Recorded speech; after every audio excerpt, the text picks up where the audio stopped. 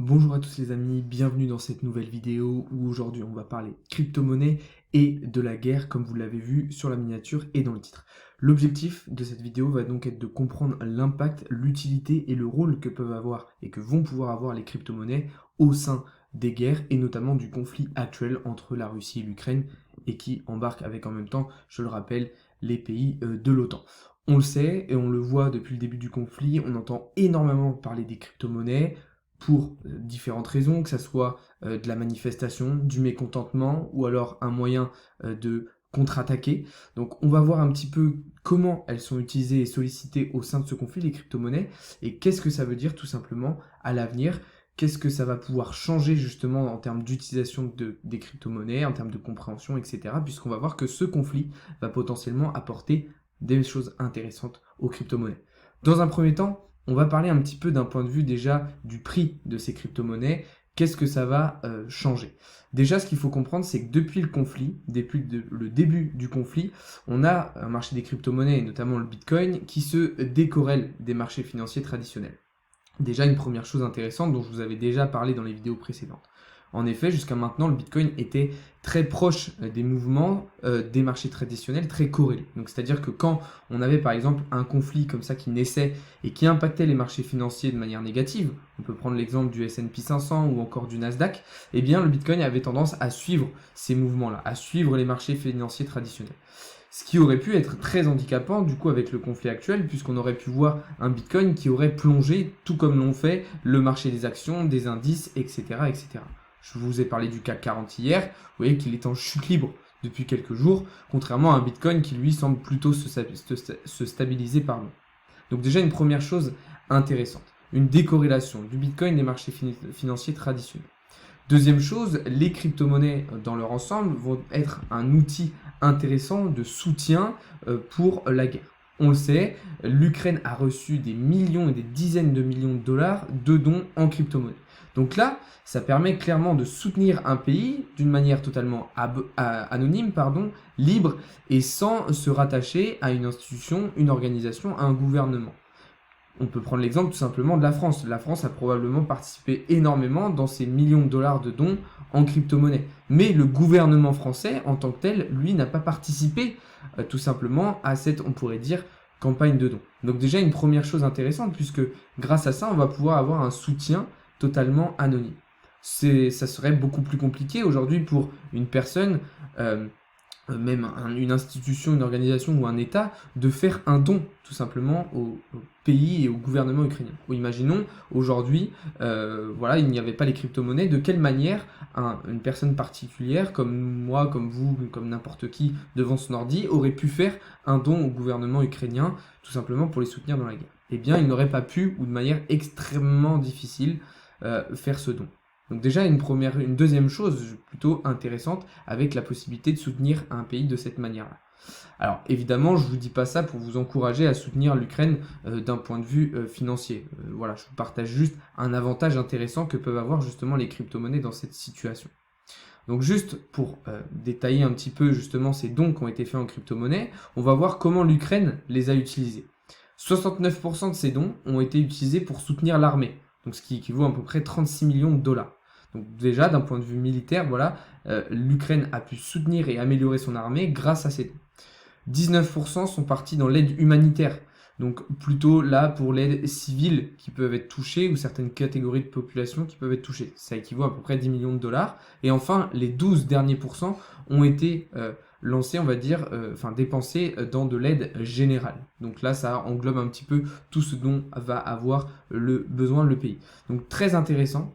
On a eu en plus des fournisseurs d'équipements qui ont accepté les crypto-monnaies depuis le début du conflit, et donc l'Ukraine a pu acheter justement davantage d'armement, de matériel militaire pour s'armer et pour contrer les attaques russes. Voilà déjà d'un premier point de vue l'utilité que peuvent avoir les crypto-monnaies. Ensuite, on va voir que ça va avoir un rôle aussi un petit peu politique et géopolitique, je dirais même diplomatique. Puisque là, les crypto-monnaies, et je vais parler de l'argent en général, vont avoir un rôle important. Comme vous le savez peut-être, la Russie a été écartée du réseau SWIFT. Donc réseau Swift, c'est jusqu'à maintenant ce qui permettrait, et ça l'est toujours, de faire des connexions entre les banques et donc à un pays comme la Russie de participer à l'économie mondiale, à utiliser l'argent mondial, le dollar, etc., etc. Ils ont été sortis de ce réseau Swift. En plus de ça, on a des solutions de paiement comme Visa, Mastercard, PayPal qui suspendent tout simplement leurs services en Russie. Donc ça veut dire qu'on se retrouve avec un pays, et notamment une population, qui se retrouve totalement bloquée avec leur argent puisqu'ils ne peuvent plus l'utiliser, ils ne peuvent plus le dépenser, ils ne peuvent plus le retirer, etc.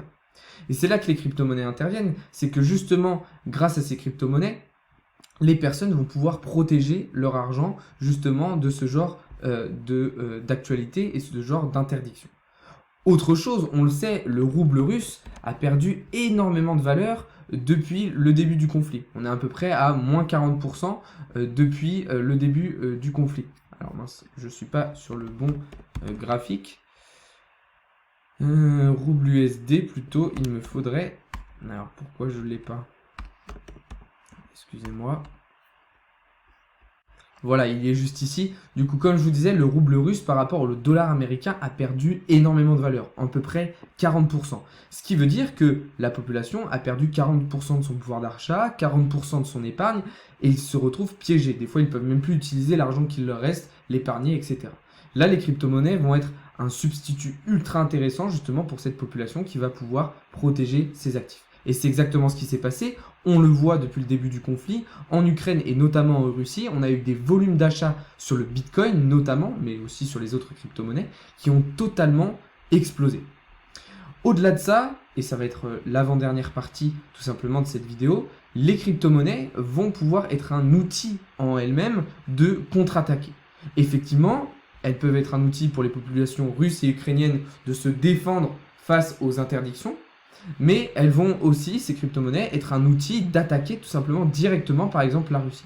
On a l'exemple avec la Suisse qui envisage de geler les crypto-monnaies des citoyens russes sur son territoire. On a Binance qui suspend tout simplement l'utilisation des cartes Visa et Mastercard pour les personnes en Russie.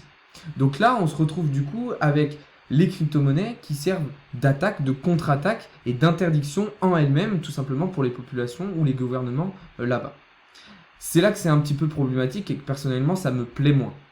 Pourquoi? Parce qu'une crypto-monnaie normalement se veut être décentralisée sous le contrôle d'aucune institution, aucune organisation ou d'aucun État.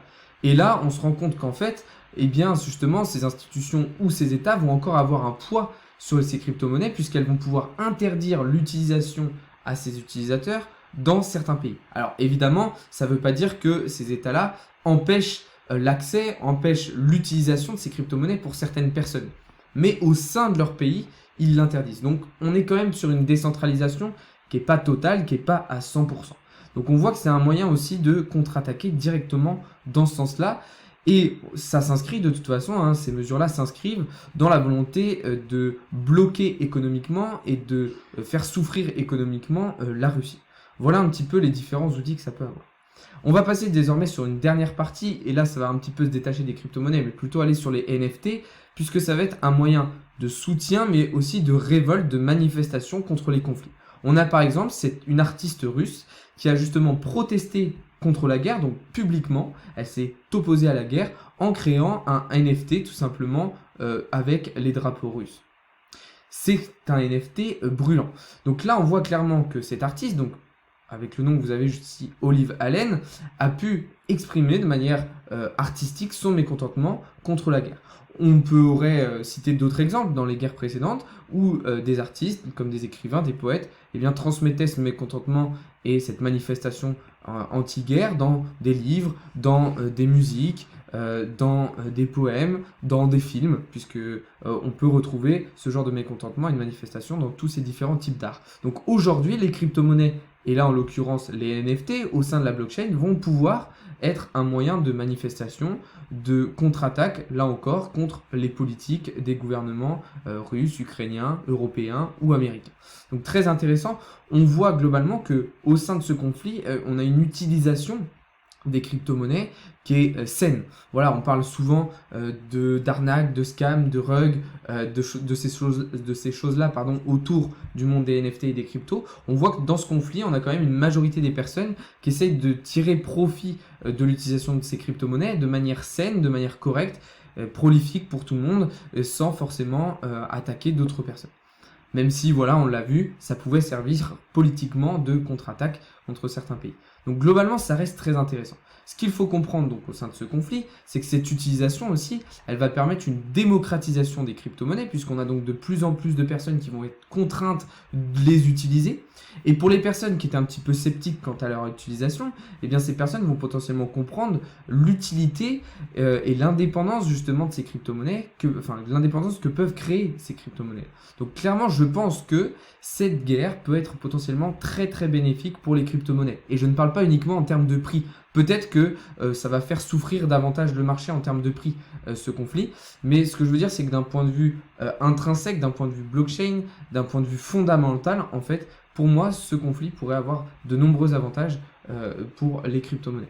Voilà, on va arriver au terme de cette vidéo. J'espère qu'elle vous a plu. Si jamais vous n'êtes pas abonné, je vous invite à le faire. Si la vidéo vous a plu, je vous invite à la liker. Je vous invite aussi à aller voir les autres vidéos et puis à regarder un petit peu tout ce que je fais. Si vous voulez aller plus loin, je vous invite évidemment à rejoindre le canal Telegram gratuit. Le lien est dans la description. Vous avez accès à beaucoup de choses, notamment un espace privé de formation, un trade gratuit par jour issu du canal VIP. Et puis si vous voulez vraiment aller plus loin, il y a les services privés crypto et NFT. Vous allez avoir accès à l'intégralité de mes investissements, de mes prises de position, ainsi qu'à des groupes privés de discussion.